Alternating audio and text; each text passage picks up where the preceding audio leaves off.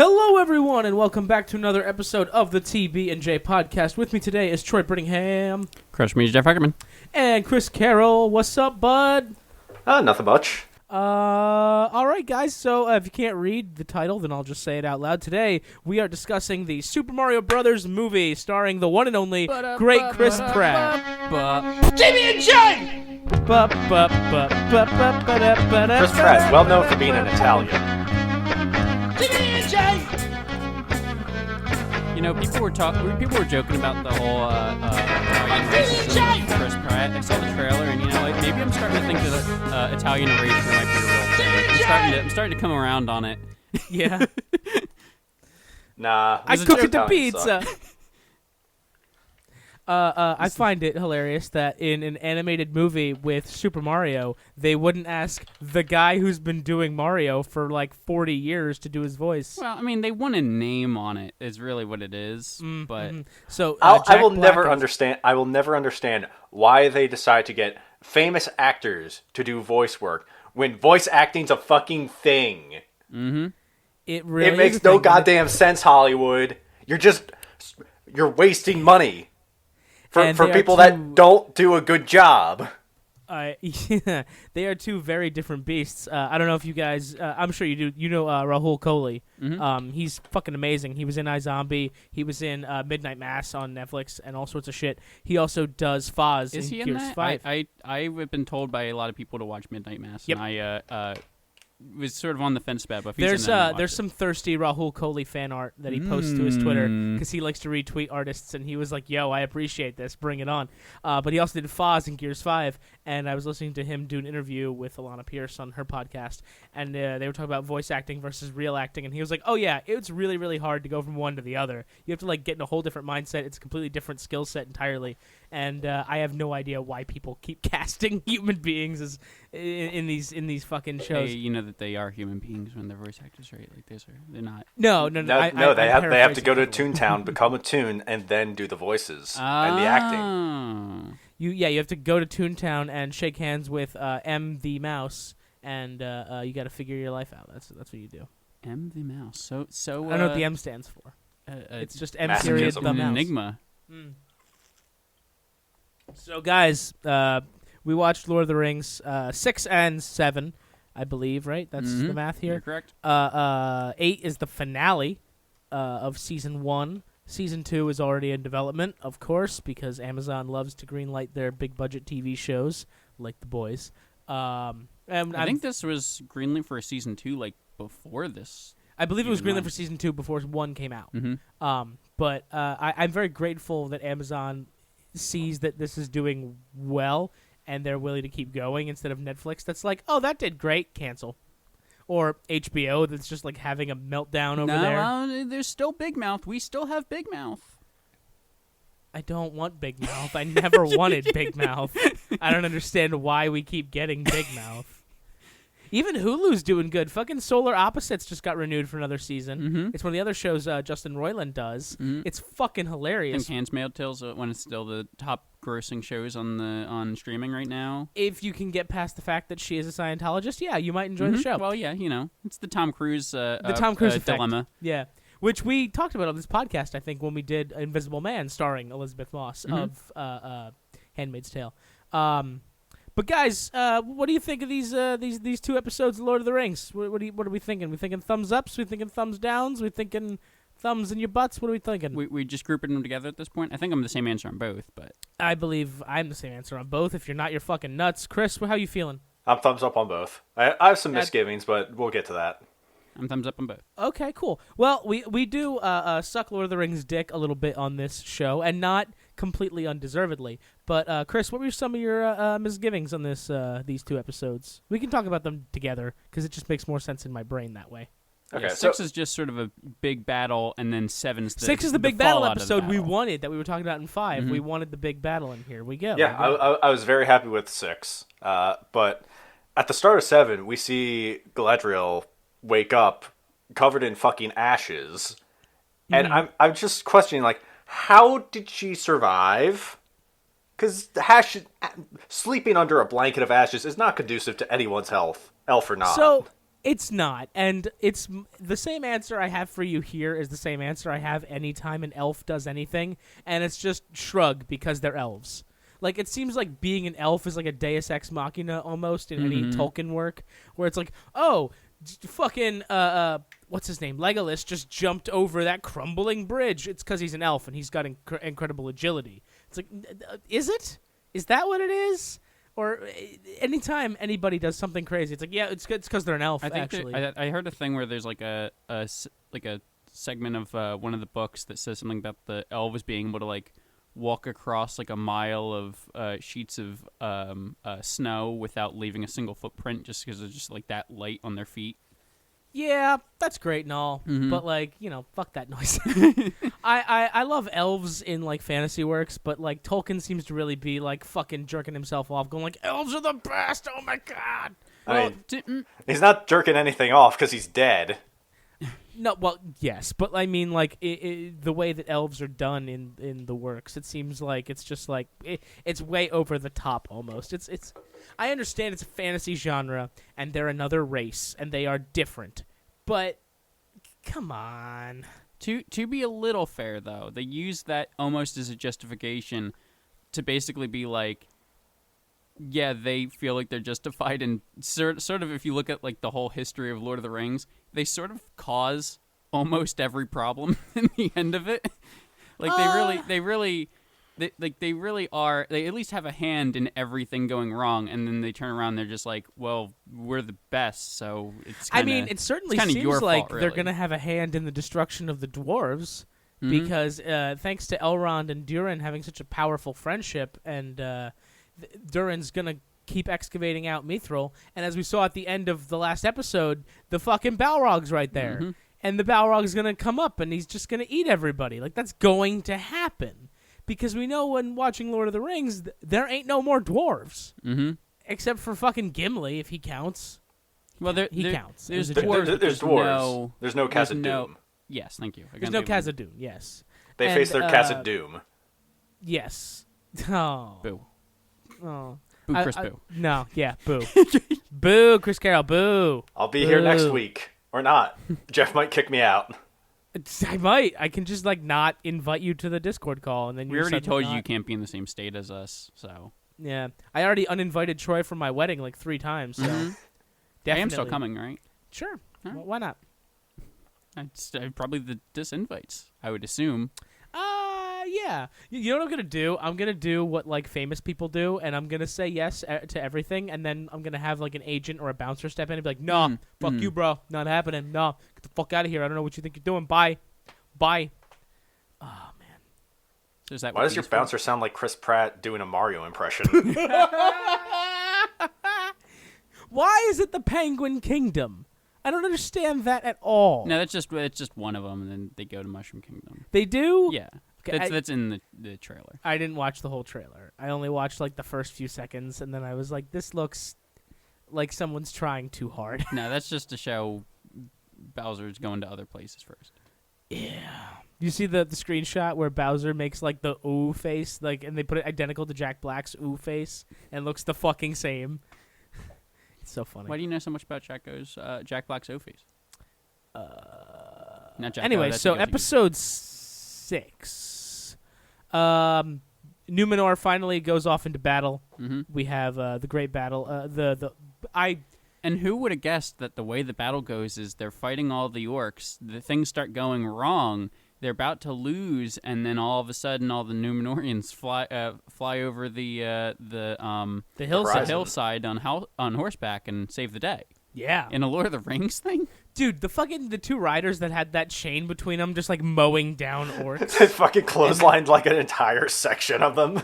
They totally did, and I was like, what the fuck? Man. And then this, I saw this coming, but it doesn't make me hate it any less. Because we know that Lord of the Rings has one battle, so it's No. It's not the battle. Oh, okay, the aftermath of the battle. So they have the bad guy dead to rights. They have the hilt in their possession. And somehow Palpatine returns. Somehow Adar escapes during the volcanic eruption, which happens because fucking Waldorg has the hilt. How the fuck did he get it? Like, Well, I mean, Adar handed it to him and told him he had something for him. Like they set that up. Okay, maybe I need to watch it again and pay more attention. Yeah, as soon as Adar sees the Numenorians coming, he sends Waldreg out to go back to the tower because he looks like a human and isn't going to be stopped. That's fair. All right, fine. But Adar just like magically escaping from custody in the Oh yeah, that's bullshit. That was some bullshit. That's elven bullshit. And then like I like it, but I also kind of hate it where like the bad guy has a point. Like in famously Troy, Borderlands 2 has Jack who makes like a valid point for being a bad guy. And then you have like in this one, Adar makes a valid point for being a bad guy where he's like, do we not have a right to live and have a home? And then Galadriel comes in with some almost racist sounding shit of like, no, I'm gonna slaughter your entire people. And it's like we're supposed to be on her side, but at the same time, like, no, Adar, I'm gonna do a genocide. Yeah, basically what happened. And I'm wondering, like, do orcs have a right to live? Do they? Like, do they? Troy, how do you feel? You're the sensitive one of the group. I actually think that humans don't have the right in the Northern universe. They should actually, reverse genocide. No, yeah, but reverse card. I mean, I'm just a fan of that sort of thing. Of genocide? Yeah, that's it, Jeff. Mm-hmm. Troy's a fan of genocide. You heard it here first, people. That's actually the official stance of the TB&J podcast. Troy, my phone's going off. You just got canceled, bud. It's fine. Podcast hasn't even come out yet. Unfortunately, it's the... Oh my god, Troy, you've been disinvited from Jeff's wedding a fourth time. Unfortunately, it's the official stance of the TB&J podcast now, though. I still want you to get me a present, though. Like, don't be a dick, you know? Right. But, you're not coming. Right. Just so we're clear. What if the present was genocide? That's a terrible wedding present. Here's your present. It's genocide. Like, is this like a war marriage in like some backward ass country? America, yes. Yes. Yeah, that's true. That's true. America. Anyway, but I do just kind of like the villain and because like there is a whole thing, and this is sort of a fantasy thing in general. D&D has been starting to try to crack down on a little bit of like inherently evil races, and like token orcs are pretty much as bad as you can get out of any of that. So we get the history of the orcs as well in this episode, where Galadriel tells the story of Morgoth kidnapping elven children and torturing them and twisting them into being slaves of his, and they're kind of like the grandfathers of the orcs, which he is very quick to correct her. We call ourselves Uruks. And I'm just like, all right, calm down. This feels a little weird. I don't like this. Please stop. You see, Hadar? This is exactly what I'm talking about. This is why we genocide, because you're a prick. This is why we genocide. And I mean, the humanitarian in me gets it. I shouldn't condemn a race of beings to death. However, in Tolkien lore, these Uruks are just murder machines that want the world to burn. So, like, maybe we should kill them all. Does that make me a bad person? Wait, hold on 1 second. Jeff, I'm realizing on my phone here, right, it says that you're canceled. I've been canceled, honey. That's not news. I got canceled years ago. I'll tell you guys that story another time. There's a reason that exists on the internet that I can never run for public office. Anyway, Chris, what was your favorite part of these couple episodes? Well, did you have one? Obviously, the entire battle was fantastic. Seeing, what the fuck's his name? Arendor? Arendir. Him fighting off the one orc, just like a slugfest. That was fun. Dude, that fucking slugfest was awesome. Oh my gosh. And then you get to see just... You're reminded that orcs are, like, stronger than humans, but then you, like, see it in practice when this big-ass fucking guy who's, like, Randy Savage-sized just, like, pelting Arendir around like he weighs nothing. Randy Savage got a lot of play on this podcast recently for some reason.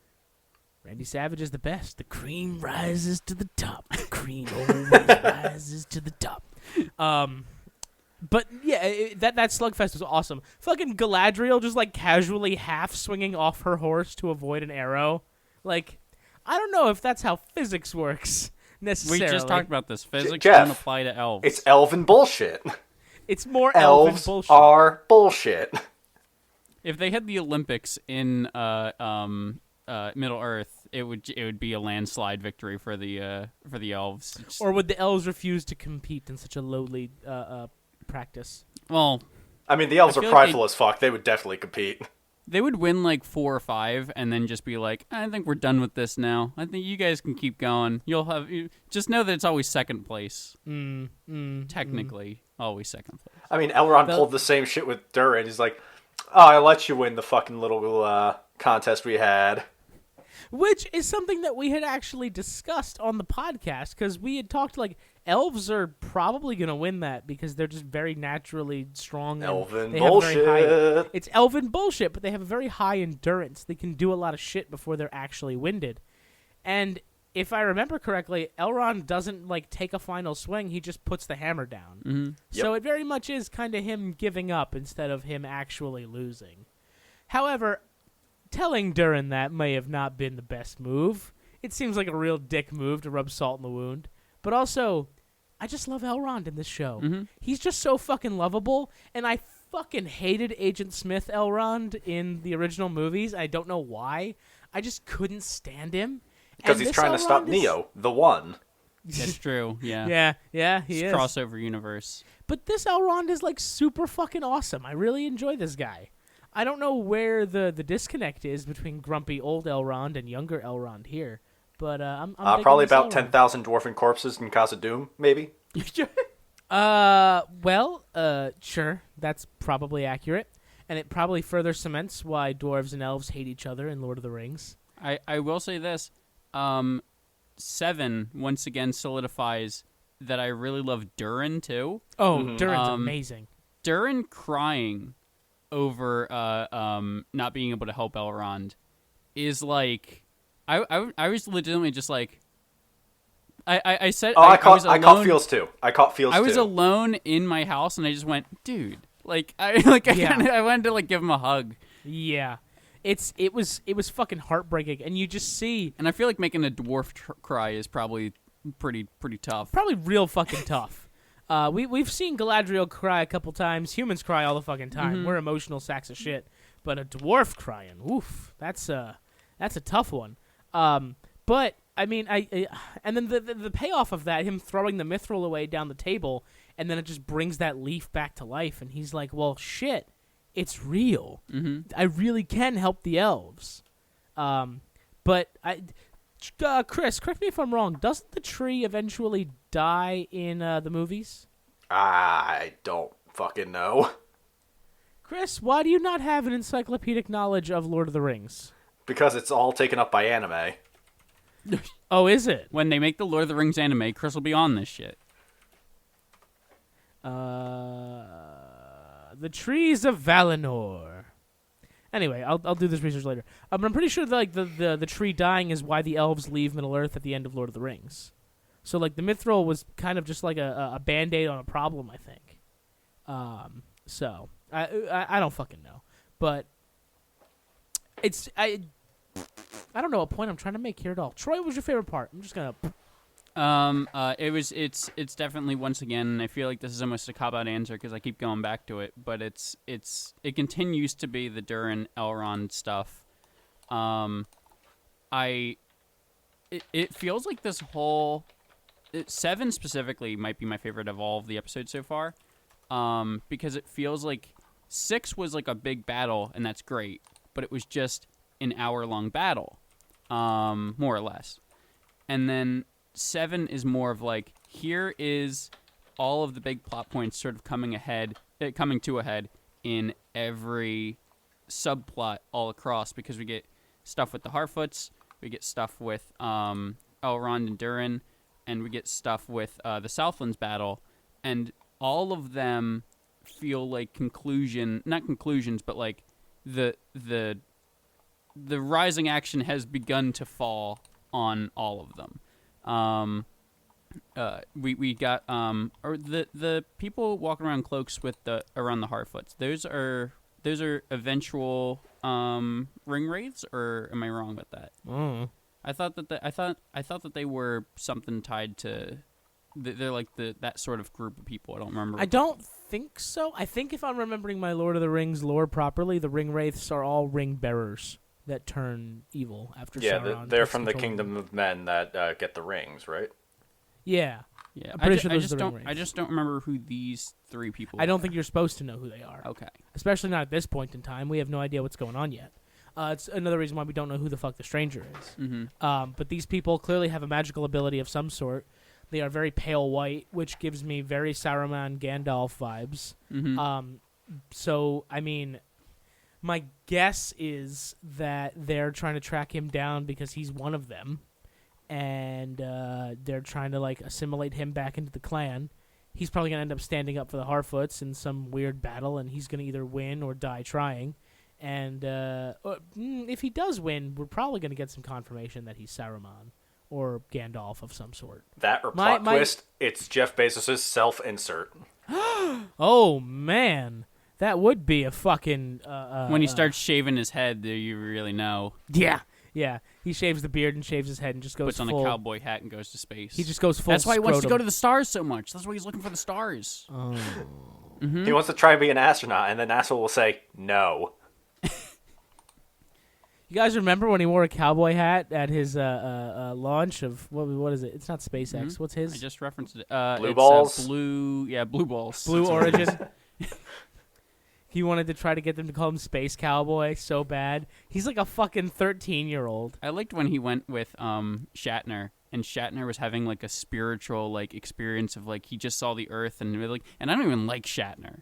Shatner sucks, but he was like having a moment where As far as the original StarCast members go, Shatner is the worst. Mm-hmm.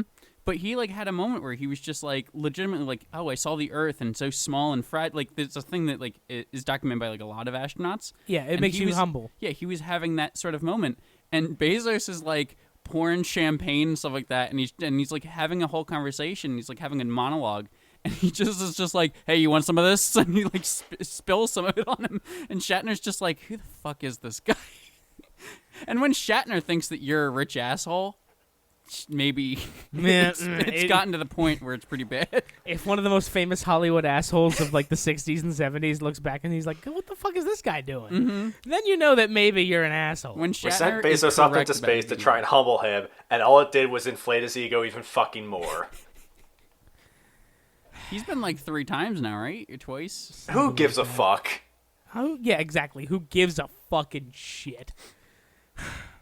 Anyway. But I sidestepped the question entirely. My favorite stuff is still all the Durin and Elrond stuff, specifically the Durin crying scene. That legitimately is like maybe some of the most emotion I've the most emotional I've gotten at something that we've watched in a little bit now. Yeah, it was really fucking awesome. It Mm-hmm. really was. I'm loving the characterization going through what's his name? The dad of Isildur. It becomes an E. Elendil. Elendil, thank you. Elendil's characterization, where he was like super gung ho, he was like Galadriel's only friend in the world, and now that Isildur is presumed dead, spoiler alert, he's not. We know how the fucking story plays out. Well, I mean, I don't know, Jeff. Maybe Maybe he's actually dead. Maybe there's a different Isildur. Maybe it's a plot twist and Isildur it's a will come common back as Jeff Bezos' self-insert. Ooh. Jesus Christ. Anyway, but And his then he goes, I'm going to keep the ring, and that's good, actually. In the subtext of the show, it is actually good for me to do this. his like complete heel turn of like not even addressing Galadriel when she's in the room or the room when she's like in his presence. Yeah, And- Top My Voice shows the room. And like insisting that we leave, go back to Numenor right now, and he says I never should have brought that elf on board. I should have left her out at sea. And it's like, well, shit, man. Tell us how you really fucking feel. Jesus Christ. And I get it. I mean, he thinks his son is dead, and his son might be dead. Who knows? He's not dead. It could be a very common name. Who knows? It's like Jonathan. Isildur, Jonathan. I don't think so. I like how both of you had like really poignant moments that you called it in the story. Meanwhile, I'm just like big battle monkey brain. Well, no, the big battle is still like an important thing. It's like the culmination of a lot of stuff, and eventually the Southlands, because of the battle, become Mordor. Like it is like there's there's I know, merit it's just to the dichotomy your of dumb my monkey favorite brain. scene being WWE and yours being like a fucking Citizen Kane novel. Well, you know what they say, Chris. The cream rises to the top. Oh, yeah. The cream always rises to the top. And Chris, I'm a Star Wars fan. I can't intellectually complain about anything that you say. We all have Yeah. monkey brains here.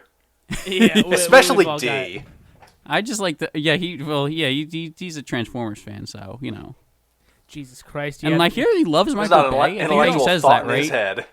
We all agree that D loves I was Michael literally Bay. going to say, you don't get more masochistic than Transformers fans. You really don't. You must really love hating yourself if you're going to be a long-term Transformers fan. I don't think anything good's come of that entire, like, fucking property in years. I've heard some stuff, but it's never the mainline stuff.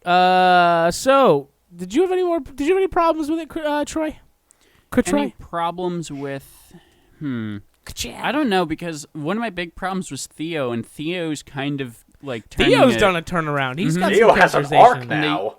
They used Theo to sort of be Galadriel's sort of wake up moment, and they're sort of talking back and forth, and they're both kind of like she and once again. There's so many people walking around talking about how there are people complaining about the show, talking about how Galadriel's like, oh, she's perfect and she's good at everything. She walks up, and this episode she's just like, everything's my fault. Everything that happened, it's all on me. I did this. My bad. Yep. It's like that's what 7 is about. Is like the whole episode is about like, no, I fucked up. And 6 before it, she and Halbrand have that moment together when she like almost executes Adar, and Halbrand pulls her back, and he's like, nah, don't do that, dog. I believe that's called poor media literacy. Probably. It always amazes me like how people have these crazy hot takes about shows, about how things suck, and like most of them are wrong. Most of them are so off base. But It's so annoying because there's like it's really hard to tell like what sort of the internet's opinion of something's gonna be, because there's like I feel like there's like a hate campaign about everything that comes out now, like all of it, everything. It's so fucking annoying. everything is kind of so. It's even to the point where like people still to this day complain about like Captain Marvel. I don't even like Captain Marvel. I think Captain Marvel's pretty bland. And the entire time, I'm just like, people bring it up, I'm just like, oh, fuck, I have to defend this fucking movie. Like, it's like a thing. I don't even like the movie. Yeah, that's why I've taken this just not caring stance about things. Like, I don't care about a lot of things on the internet these days. Things happen. I try my best not to become jaded by things in general, and it's the wrong stance for me to have. It's really a truly painful thing for me to do, but I'm sticking to it. You stick to it, buddy. You do you, man. So, episode 8, did you guys watch the teaser? I have did. not. Okay, so in the teaser, we see Celebrimbor talking to Gil-galad, the king of the elves, about how... Who has sort of taken a back seat. He hasn't shown up in a while. No, he hasn't, considering the show is about the rings of power and Celebrimbor is their craftsman. I'm telling you, it's I all mean- setting up season 2 content.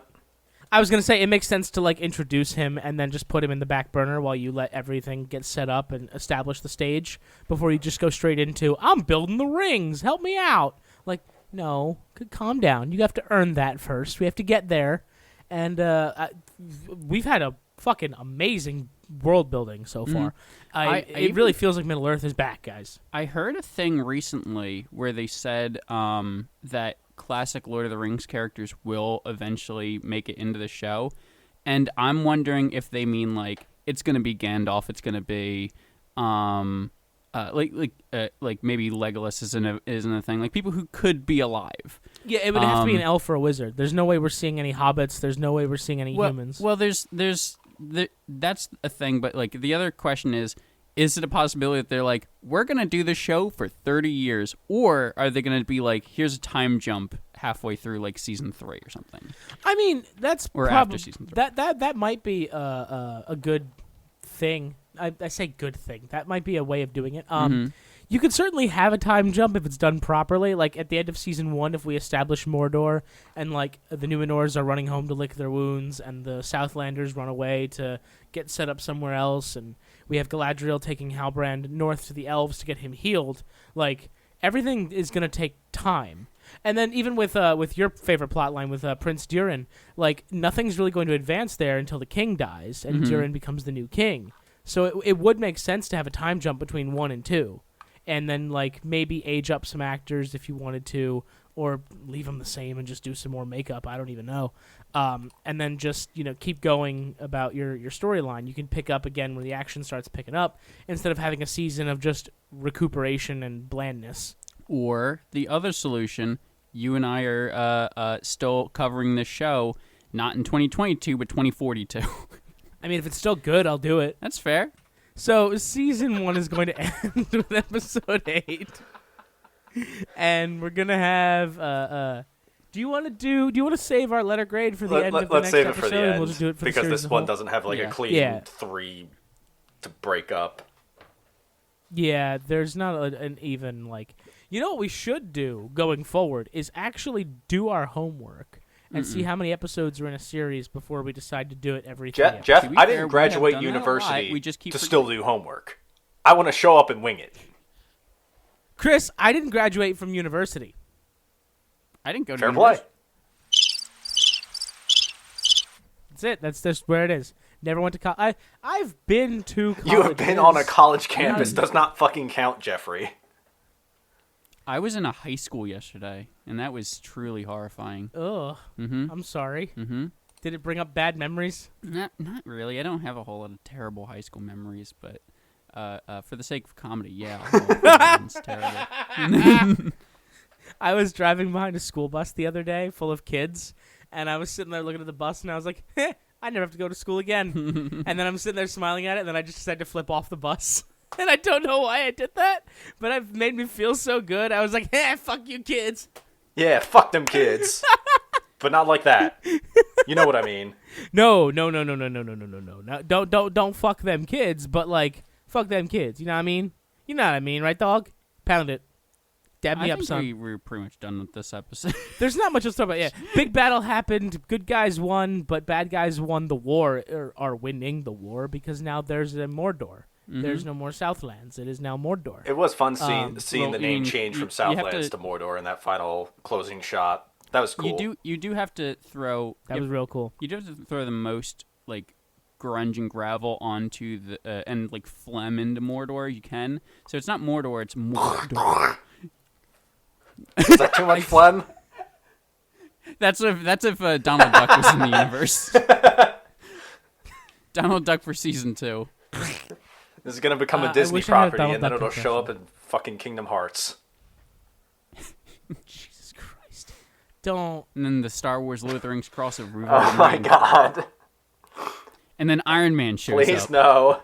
Guys, I feel like this has just devolved into like what you do when you have all your toys together in your room, and you just you give Sauron a lightsaber and have him like slay Gandalf, but then Iron Man comes in and saves the day. And no matter what, all of this, that whole universe will be setting place, and like they'll have DC characters in there, but the only thing that will not budge is the Flashpoint movie. Guys, the Flashpoint movie is getting reshoots. Ezra Miller is back on set in the costume today. Nothing can possibly happen in that movie. If there was a meteor that hit America and wiped out everything, the movie would still move forward. I mean, I get it. The movie is supposed to set up the DC multiverse. It's supposed to have like Keaton's Batman in it, I think, right? Well, they also wanted to use it as like a reset, and they're just like, God, we just got to get through this, and then we can recast. Why don't they do a reset with a different actor? It's not like it fucking matters. It doesn't. No one cares about fucking Flash. Nobody cares. And the few people that do care about Flash don't give a fuck about Ezra Miller. I guarantee you. So just get rid of him. They all still are riding the Grant Gustin train. That's about it. That's really all it is. If I go the rest of my life without ever seeing Ezra Miller or Jared Leto in another movie, it'll be too soon. All right? I don't want to see another fucking cult leader in a movie. I don't want to see anybody who's kidnapped another person. I don't want to see anybody who's groomed a child. I don't want to see anything. All right. I want to see my Robert Pattinsons. Well, to be fair, that last one in Hollywood is not going to happen for you. Yeah, well, Jeff, you're really taking a gamble. Like that is a slot machine roll. Pretty much any property you've watched, there's been a child toucher somewhere in that. I mean, I don't want to have this discussion anymore. Chris, are we done? Are you asking me? You're the host. Perfect. We're Chris, done. are No, we done? we're going to go on for 30 more minutes of bullshit. All right. And we're going to talk about Elven Thank bullshit. you, Troy, for being here. Thank I don't you, Chris. understand. You asked Chris, and he said no. And new podcast. Chris, what games are you playing lately? I've recently been playing Deathloop and Chivalry 2 because they're both out on Game Pass. I want to play Deathloop so fucking bad, but it's not on Xbox One. It's only on the Series X. Series X and the Series S. So I have to wait until I get a Series X, which I'm hoping I'm getting for Christmas. Red, if you're listening. Oh, thank God. I thought you were going to make me fiancé, buy you it for better you like I bought you your Switch. I mean, if you want to fuck be off. the best friend in the whole universe. I already am. What Fuck you. I'm the What best. about me, Chris? What about me, Chris? You haven't cashed in on me yet. Your friendship's not as valuable, Troy. No. You know what? Hey, do you want to know what I'm playing? Let me guess, is it a fighting game? It's not Street Fighter fucking 6. I didn't get the fucking beta code. Womp womp. You poor baby. You didn't get your Street Fighter beta. Wah. No, if it was a game I was really hyped for and I didn't get a beta invite, I'd probably be really upset for a minute. You'd probably go to the fucking internet and try and purchase one. I remember when the Gears 3 beta came out and I couldn't play it because it was only for pre-orders that I didn't have yet because I didn't have a 360 yet, and then for no, I did have a 360. I'm sorry. It was for pre-orders and for people that had Bulletstorm Epic Edition. You could play the beta. Yeah, you had to buy Bulletstorm Epic Edition and they gave you Gears 3 beta. That's how they got you into it. And I really wanted to play the beta so bad, but I couldn't. It doesn't matter. It doesn't matter. I played the shit out of Gears 3. That was a great game. Guys, that's it. We're done with the podcast. We're done with everything today. Yeah, we're done with the podcast in general. This is the last. Yep, episode. last episode. I nuke it now. Yep, we're never going to You're cover not the gonna finale see of the Lord of the finale. Rings. Yeah, next week is the finale of Lord of the Rings. We also have, If we had a podcast, which I think we've got 2 more episodes of House of the Dragon coming up. We've also got one more episode of She-Hulk. And as far as feature films, Amsterdam came out this week. We need to go see it. And Jeff, Halloween. Amsterdam is Halloween a place, not a is movie. Halloween. Yes. Halloween is Halloween. I believe Halloween comes out on Halloween. That is believe typically that's when how it's, Halloween occurs. Okay, but when is Halloween ends? The movie. I was just asking what the holiday Are they coming out with a new Guys, fucking, we gotta are they do something. coming out with a new fucking Halloween movie? Yeah, the reboot, the final movie of the reboot trilogy comes out this Halloween.